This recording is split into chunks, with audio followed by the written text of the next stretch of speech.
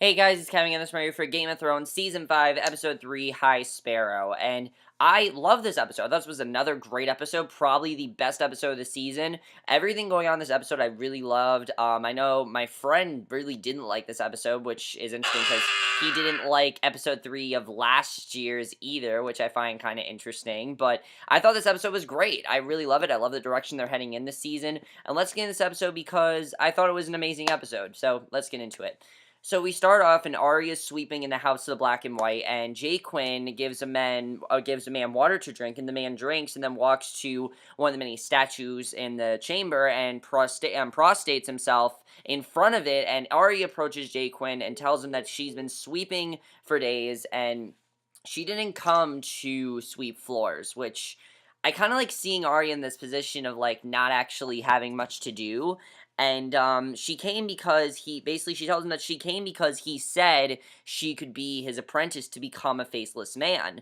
And he tells her all men must serve, and basically faceless men most of all, and he says Arya wants to serve herself, but that she must become no one and serve the many-faced god. And I thought that was kind of a good line, actually, because Arya's always doing things, like, she's always so powerful and everything, so I kind of agree that you have to start, it kind of is just, like, start from the bottom, you know, kind of like a start from the bottom and work your way up to the top. That's kind of what he's saying here, and I like that line a lot. I think what he said there was really good, and I thought that was really good overall. So, Arya asks which one of the statues is the many-faced god, and Jaqen says there's only one god, and all men know his gift, and the man who drank earlier lies dead, and two others come to take him away. And Arya asks another girl where they're taking the man, but she doesn't get an answer. So, basically, I thought that was kind of interesting that she didn't really get an answer there.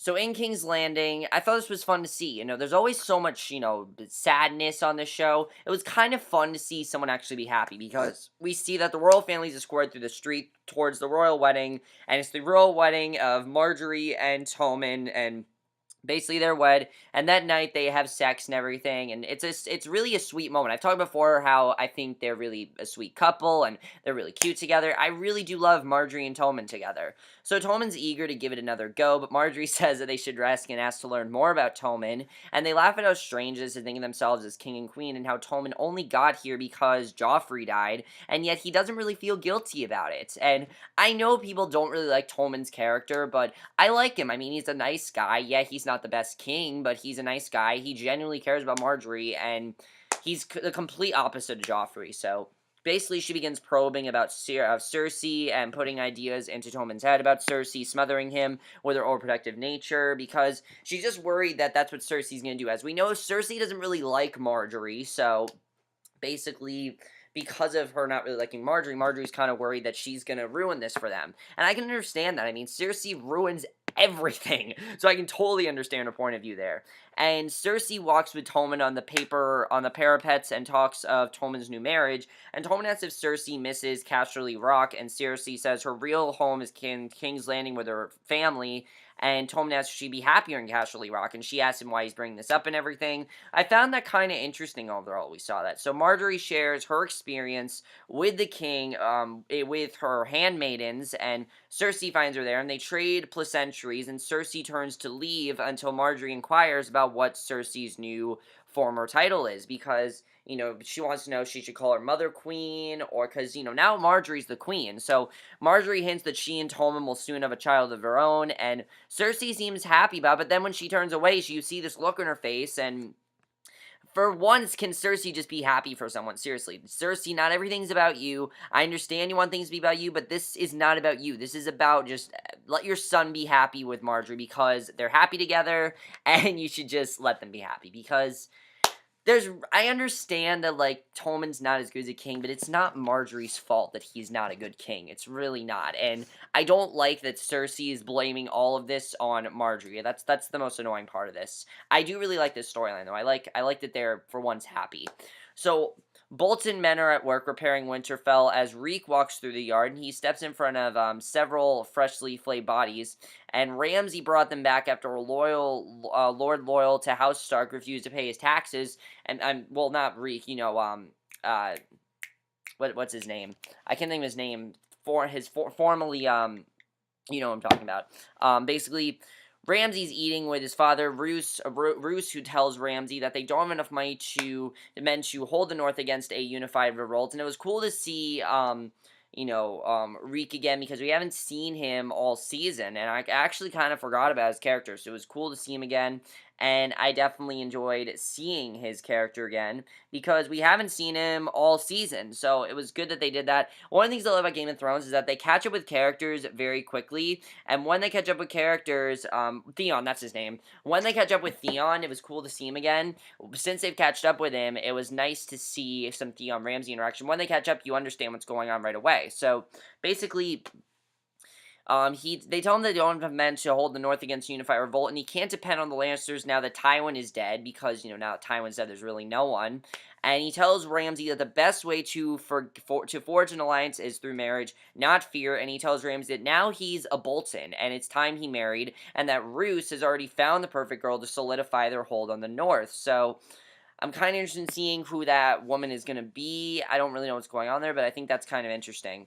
So, Littlefinger and Sansa look out from a hillside. I kind of like the dark direction they're going with Sansa. I mean, Sansa's always been, like, the carefree, fun character, but, she has darker hair now. They're really going in a much darker direction with her, and I really like it. So basically, Littlefinger says he's bringing Sansa home, and Sansa realizes that the marriage proposal Littlefinger received word of was actually for her, and Littlefinger tells her that she's to be wed to Ramsey, and I thought this was a really interesting twist that we found this out, and Sansa's not happy about this. She doesn't want to be wed to Ramsey, because who wants to be wed to Ramsey? I mean, seriously, who would? So, Littlefinger is assured that this is what is best for her. Now, wasn't Sansa married to Tyrion? I mean, that's still going on, right? She didn't divorce him. They're still married. So, I mean, whatever. He tells her that this is her chance to avenge her family, and there's no justice unless they make it. And, of course, she's still trying to avenge the whole Red Wedding thing. So, they ride on, and Brienne and Pod watch as they go. And Pod worries that they'll lose sight of their quarry. But Brienne says that she knows where they're going.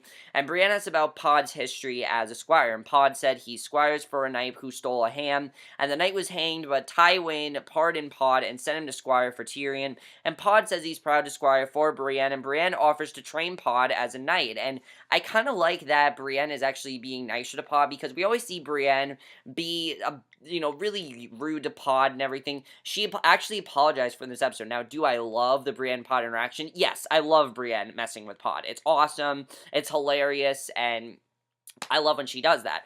But I was happy that she did apologize to him, because, I mean, come on, give the guy a break at least. I mean, he gets he gets shit on all the time, so at least give the guy a break, cut him a break at least. I thought it was good that she actually told him that she's sorry for what she did, and she tells this story of a ball her father held to find a match for Brienne, and I thought this was interesting, because when we think of Brienne, we don't really think of love interests, but she actually talks about it here.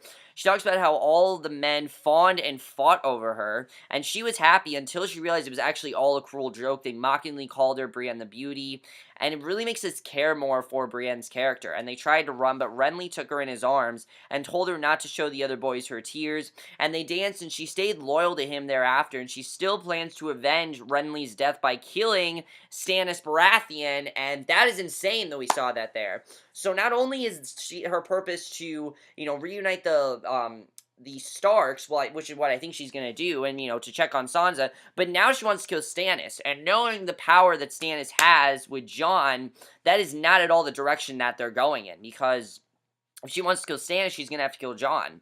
Because basically, Stannis greets Jon as Lord Commander. Jon's pretty much falling for what Stannis is doing. I still feel like Stannis is just doing this because he wants to be king. And he has to speak alone, and Stannis asks if Jon has considered the offer and Stannis made to him. And Jon's thankful, but he has to refuse and stay with the Night's Watch. And Stannis says he'll march on Winterfell within a fortnight, and that he leaves the fate of the Wildlings to Snow. And Stannis leaves, but Davos remains, and Davos tells Jon that Stannis believes in him, despite his demeanor, and Davos reminds Jon that part of his oath is to guard the realms of men, and the best way to do that may not mean staying at the wall, so they might just have to relocate somewhere, which I think is actually a good idea. I mean, they're always at the wall, and if they want to guard the men, they're eventually going to find out where they are since they're always near that wall, so it might just be time to relocate, and I think it's actually really interesting because, I mean, we're so used to seeing the Night's Watch go to the wall that them getting away from the wall might just be the best thing to do, especially because they keep talking about a whole war that's starting. So, in the House of Black and White, Arya's resting on her bed, twirling her coin until another girl comes in. The girl asks who Arya is, and Arya says no one, and the girl hits her with a stick, and she asks again. The girl continues to strike her until Jaquin enters, and Jaquin sees all of Arya's belongings, including her sword, and questions her belongings. And Arya ties him up with a rock and throws him into the ocean, and she takes Needle and cries with it in her hands. Instead of throwing it in the ocean, she actually finds a place to hide in the stone nearby, and basically she returns to the House of the Black and White and is basically sweeping, and she sees a man carry a body away, and they leave the door open. So Jaquin finds her, brings her through with him, and they go downstairs, and Jaquin leaves Arya with the girl who hit her and a dead body, and together Arya and the girl undress the body and begin to wash it, and Arya asks what they do after that, but the girl does not answer. So I found that pretty interesting that the girl didn't answer. And basically, we then see, so I thought overall that storyline's kind of really interesting what's going on there. Now Arya actually has something to do, and I think that's really good because, she went from sweeping to actually have something to do. So, Littlefinger and Sansa arrive at Winterfell and are welcomed by Roose Bolton, who introduces himself as to Ramsey, and Sansa is brought to her quarters by an older woman, and the woman welcomes her home and says the North remembers. So, at the wall, Jon asks where Maester Aemon is, but Sam says he's been sick, and Jon goes about assigning a brother to dig a new latron pit, and he then names, Alistair Thorne as first ranger, and he assigns Janos Slynt to rebuild Grey Guard, and Janos refuses, but Jon reminds him that it was an order, not an offer, and Janos continues to refuse, but now more loudly, and Jon asks him one more time if he's refusing, and Janos tells him to stick it up his bastard ass, and Jon orders Janos taken outside and orders Ollie, now his steward, to bring Longclaw, and the men come to take Janos and Thorne to Janos' dismay, and steps aside without struggle, and the Night's Watch drags Slynt outside, places his head on a stump of wood, and Stannis watches, and Jon pulls out Longclaw and tells Janos to speak his last words, and I didn't actually know if Jon was going to do, because, of course, the last time it was a mercy killing, and Janos apologized for everything and begs for mercy, and basically, Jon hesitates at first, but he finally chops off Janos' head, and that was such a crazy scene that we saw. Of course, Janos refused his orders, and Jon means business now. Jon's showing here that he means business, and if someone's not going to do what he wants them to do, he's going to kill them, and I thought that was really interesting, and we're seeing that. Honestly, while Stannis, I think, is, essentially playing Jon, he is making Jon a much stronger leader, definitely. I think Jon, in that scene, became a lot stronger. I mean, Jon was still very strong, but in that scene, I thought was pretty crazy that he just went ahead and, killed Janos just because Janos refused his orders. I thought that was pretty crazy. So, the High Septon is then in Littlefinger's brothel, surrounded by 7 naked prostitutes dressed as the Seven, and Lancel and other sparrows burst in. They drag him into the streets naked, strike him with sticks as he marches forward, and they chant Sinner at him. It's a pretty crazy scene, I have to say. And the High Septon meets with the small council to ask for retribution for the assault, because he doesn't feel he deserved that and everything, and basically Qyburn asks about the assault beginning in the brothel, and he claims to have been ministering to the lowest among them, and Pycelle defends the Septon. The Septon wants the High Sparrow, which is why this episode was called High Sparrow. He wants the High Sparrow taken care of, and Cersi agrees to go meet with him.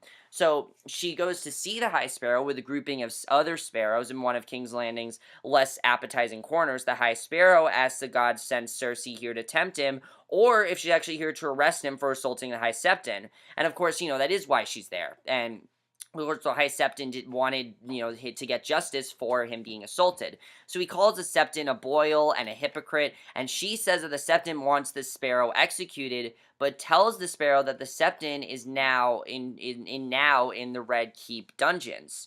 So obviously, this is not exactly going to work because she's not going to do anything without the Septon's consent, obviously. So it's not going to work exactly as she planned. So in his lab, Qyburn takes a rat and kills it with a knife, and Cersi enters with a message she wants to send to Littlefinger, and she asks about Qyburn's work, and he says he's made more progress than expected, and a large body beneath a sheet stirs behind Qyburn. Now, what that large body is, I'm not really sure. I kind of feel like Qyburn killed, the High Sparrow, even though Cersi didn't want him to. I'm interested in seeing what's really going to happen there, but we'll see, I guess. So Sansa walks through the Winterfell yard past Theon, and Littlefinger talks to Ramsey about Sansa, and Ramsey says he's fond of her and will never hurt her. And basically, Littlefinger's surprised he's heard so little about Ramsey, and Ramsey tells him he was only recently given his father's name. Roose finds him and sends Ramsey away, and they discuss their deal and the weakness of the Lannister family. Because honestly, the Lannister family is the weakest right now. I mean, think about it. They don't really have a good king. They have a king who's just focused on, his marriage and having a child, which is fine, but they're just not very strong.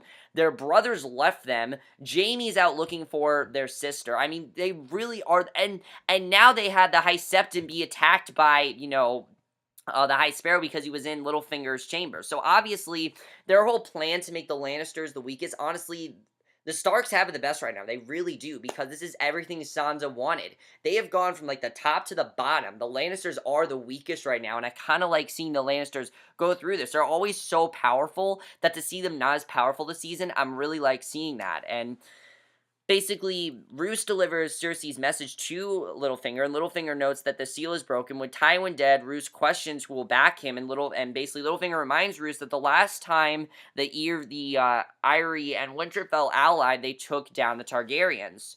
So basically, they might be able to go after the Lannisters, which, if that's happening, that is going to be awesome. If we have, Eyrie and Winterfell versus the Lannisters, this is going to be awesome, because they're going to take out the Lannisters. There's going to be some major deaths. I mean, I heard there are going to be some major deaths this season, and who I feel is going to get it is Cersi. I feel Cersei's going to die, definitely. I see Cersi dying. I see maybe even possibly Jaime, I think, is possibly going to die. I mean, Jaime I could see dying. I could see a lot of the Lannisters definitely dying. By that scene, that makes me think that the Lannisters are definitely going to die. They're not going to live this season. They're probably going to die. I could definitely see that happening. So, the end of the episode, we basically see Tyrion, who I actually really love where they're going with Tyrion. My friend does not really like it, and I can understand why, but I personally love where they're going with Tyrion's character. So, Tyrion goes stir-crazy in his and Varys' wheelhouse as they approach Volantis, and Tyrion finally goes out into the city. Excuse me. He finally goes out into the city and notes that the slaves with tattoos on their faces to denote their job, and they find this red priest as she's preaching to a crowd, and they've actually made it to where Daenerys is. They actually made it there, which I thought was really cool that they made it there. And she preaches that Daenerys is the Dragon Queen who will save them all, and the priest stares right at Tyrion, literally up and goes looking for a brothel, because obviously that's what Tyrion's concerned about right now, is going to look for a brothel.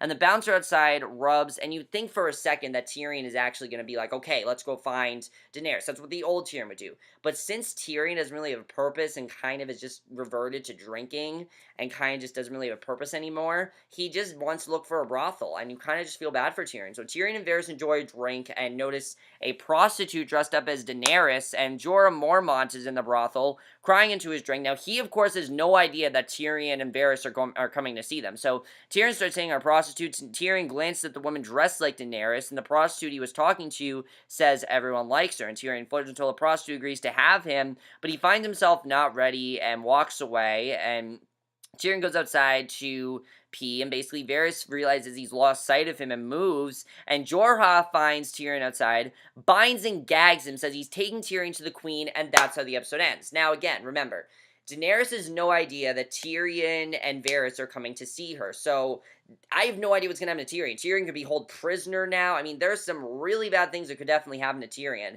Do I think Tyrion's going to die? No. I think that Daenerys is eventually going to find out who Tyrion is. She's going to eventually try to help him. And since Daenerys really doesn't have, really isn't doing much as a queen, I think, as I said, Tyrion is definitely going to help her with that whole dragon problem. I mean, Jorah doesn't trust him right now. But when they find out that Tyrion isn't who they think he is, I think that's going to be really interesting to see what happens there overall. So overall, guys, an amazing episode, best episode of the season. I love that everything is connecting. I have to say that's something I love about this episode is that everything is pretty much connecting. Jon Snow's plot it finally connected with Sansa's plot. Theon and everything that connected with Sansa. That everything's connecting, and I love that. I love that finally everything is connecting here. Now let's talk about this whole Lannister thing. Are they really going after the Lannisters? Can Winterfell and all of them, can they go after the Lannisters? I don't know, but I could definitely see them taking out the Lannisters. If they really want to take out the Lannisters, I could see it happening. I legitimately could see them taking out the Lannisters, and if they do, that could be really awesome if they do actually take out the Lannisters. Because we saw that they do want to do that, and I hope that they are successful with that. We'll see what happens there, though. Because, of course, they took out the Targaryens, so maybe they can take out the Lannisters. I mean, there are possibilities of what could happen there. They're endless. That large body, that beneath the sheet that stirs behind Qyburn, who is that large body of? Was the High Sparrow killed even though the High Septon wasn't there? I mean, if it's true, that could be really interesting, and I'm interested in seeing what's actually going to happen there. Is Cersi happy for, Tommen and Margery? I don't really think she's happy for them, and she should be happy for them. I mean, they got married, let them be happy. Seriously, Cersi, I know you don't want them to be happy, but just let them be happy. They're happy now, you should let them be happy, and she's not going to. We'll see what happens there, though, overall. Let's talk about Sansa. Is this marriage really going to happen with Ramsey? I doubt it's actually going to happen now. By what Roose said, I don't think this is going to happen.